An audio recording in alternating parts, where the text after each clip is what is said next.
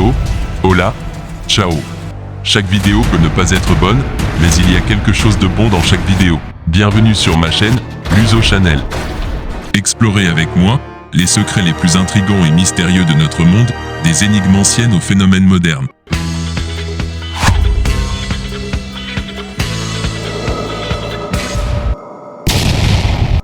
Bienvenue à notre présentation sur les 10 fameux Grecs de l'Antiquité, des figures légendaires qui ont laissé une empreinte indélébile sur l'histoire, la philosophie, la politique, et bien plus encore.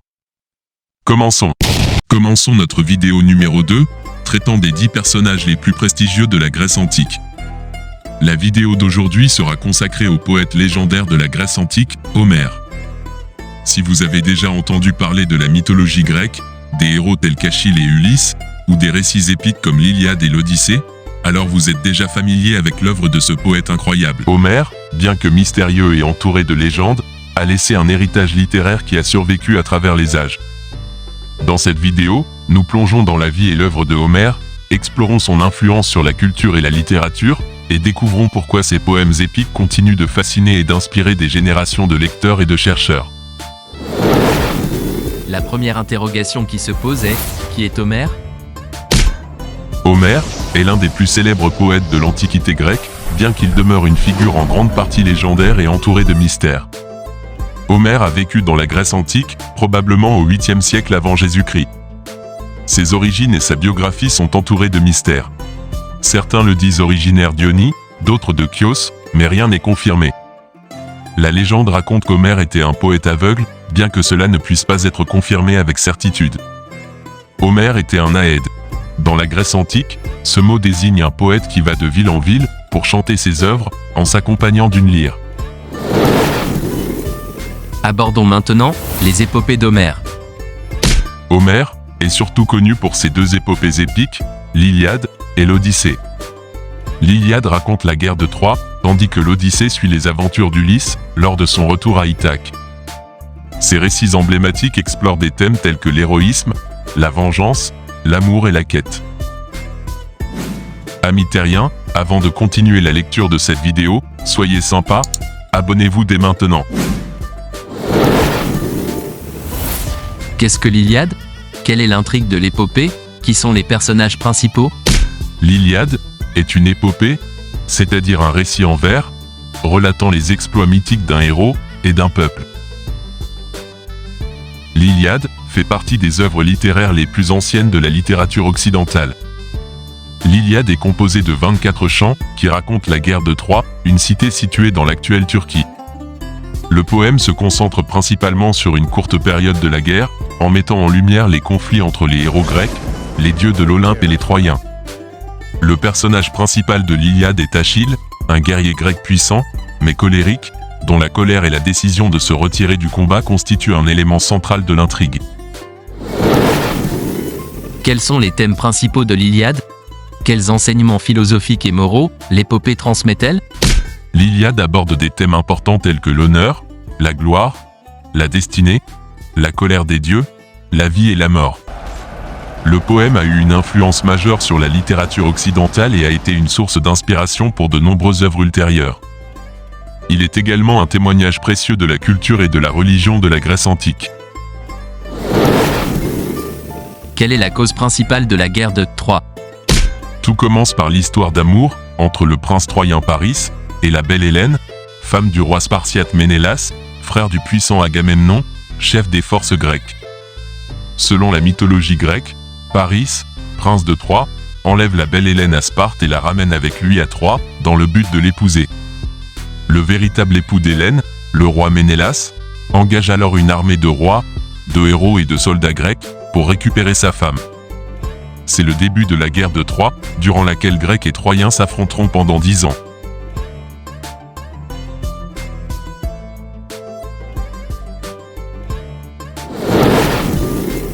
Quels sont les héros légendaires de cette guerre ? L'Iliade d'Homère relate la seconde expédition, le siège de Troie par les Grecs. À cause d'une querelle avec Agamemnon, frère de Ménélas, Achille se retire des combats qui tournent à la faveur des Troyens. Voyant la situation se détériorer, Patrocle se bat avec l'armure de son ami Achille pour faire illusion. Il remporte la bataille, mais il est tué par Hector. Achille repart au combat pour venger son ami. Il traîne alors le cadavre d'Hector avec son char entraînant le courroux des dieux. Achille trouvera la mort d'une flèche dans le talon, tirée par Apollon déguisé en Paris. De quelle manière prend fin la guerre de Troie?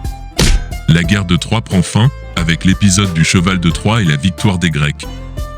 Ulysse, roi d'Ithaque, a joué un rôle décisif dans la victoire des Grecs sur les Troyens lors de la guerre de Troie.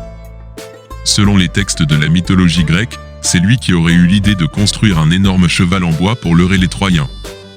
Il put ainsi faire entrer une partie de l'armée grecque dans la ville. Le fameux cheval de Troie est abandonné sur la plage, des soldats grecs cachés dans son ventre. Les Troyens, le prenant pour une offrande à Poséidon ou à Athéna, le laissent traverser les enceintes de la ville. C'est ainsi que l'armée grecque parvient à prendre la ville de Troie de l'intérieur et à gagner la guerre.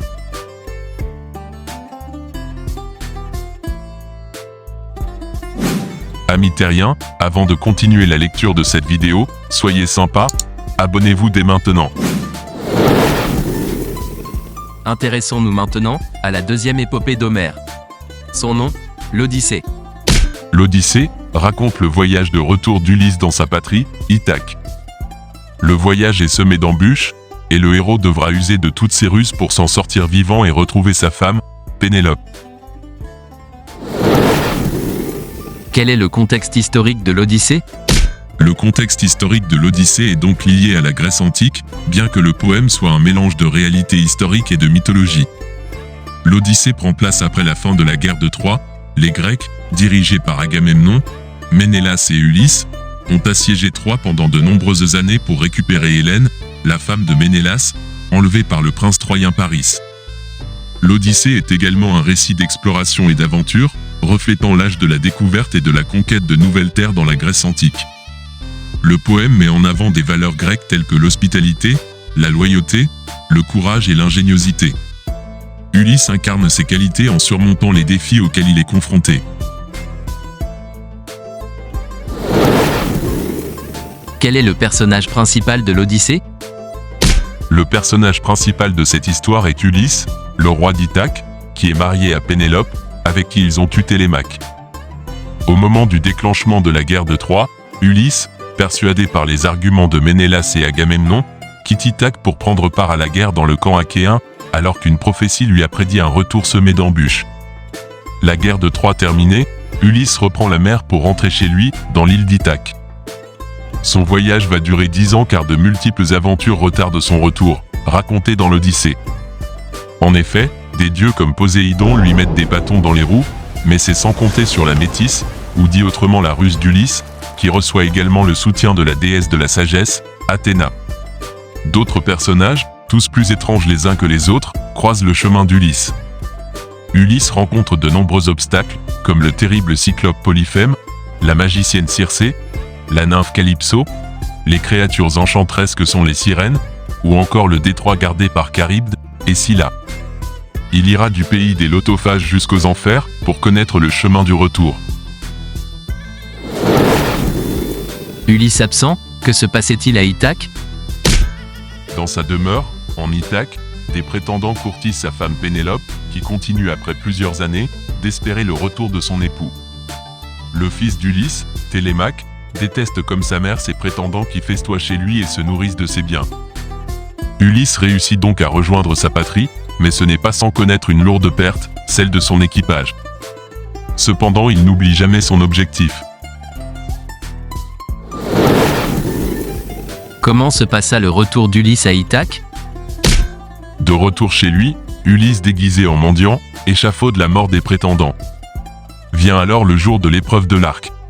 Aucun des prétendants n'arrive à bander l'arc.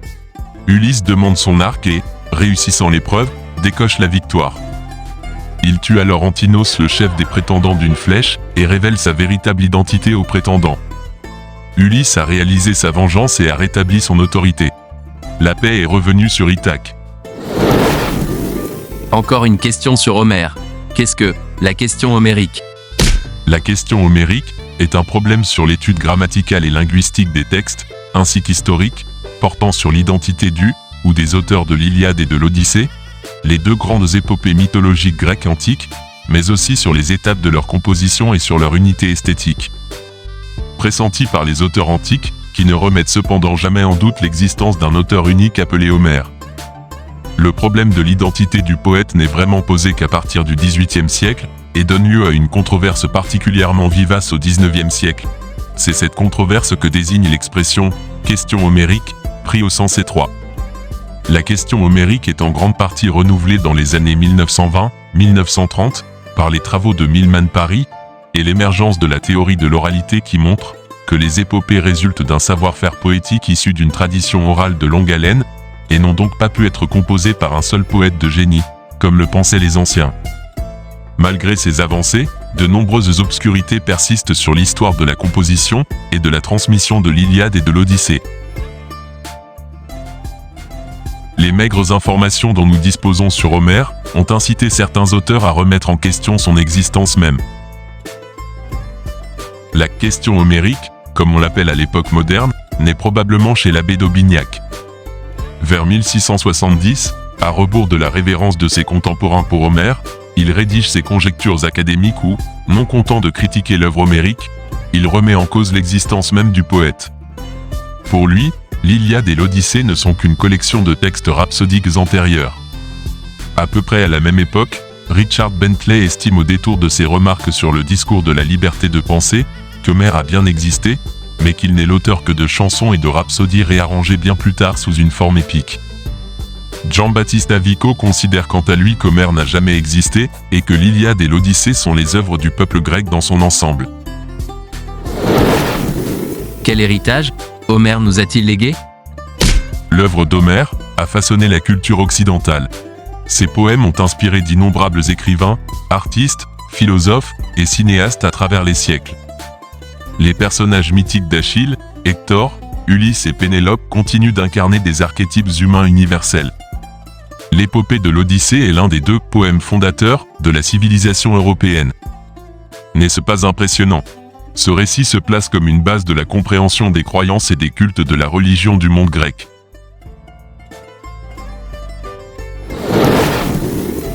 Quelle est la conclusion pour ce grand grec, qui se nomme Homère? L'Iliade, à l'origine, appartient à la littérature orale. On pense qu'elle a ensuite été fixée sur le papier au VIe siècle avant Jésus-Christ. En conclusion, Homère demeure une figure énigmatique, dont la contribution à la littérature et à la culture est inestimable.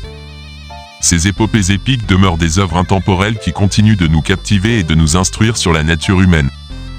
La vie et l'œuvre d'Homère incarnent un héritage précieux qui perdurera à travers les générations à venir. L'Iliade et l'Odyssée sont considérés comme des piliers de la littérature classique et continuent d'être étudiés et appréciés de nos jours. N'oubliez pas de vous abonner et de cliquer sur la cloche pour ne pas manquer ma prochaine vidéo sur les vies extraordinaires des grands hommes grecs. Bienvenue à la fin de cette vidéo. J'espère que vous avez apprécié le contenu que nous avons partagé aujourd'hui. Avant de partir, je tiens à vous rappeler de vous abonner à notre chaîne si vous ne l'avez pas déjà fait, afin de ne pas manquer mes prochaines vidéos. N'oubliez pas également de cliquer sur la cloche de notification pour être informé dès que cette chaîne publie de nouveaux contenus. Votre soutien est essentiel pour me permettre de continuer à créer pour vous des vidéos que j'espère être de qualité. N'hésitez pas à laisser un pouce en l'air et à partager vos commentaires et suggestions dans la section des commentaires ci-dessous. Votre feedback est précieux pour moi, et je suis toujours ravi d'entendre ce que vous pensez. Merci encore pour votre soutien continu, et à la prochaine.